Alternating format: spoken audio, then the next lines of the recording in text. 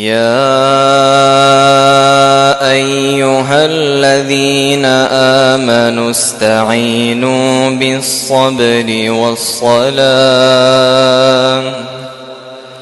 إن الله مع الصابرين ولا تقولوا لمن يقتل في سبيل الله أموات بل أحياء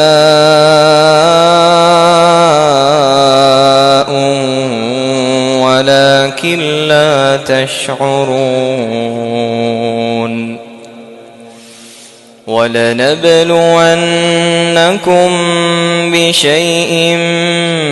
من الخوف والجوع ونقص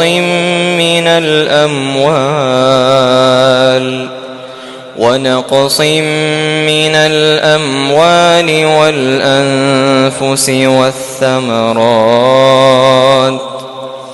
وبشر الصابرين الذين إذا أصابتهم مصيبة قالوا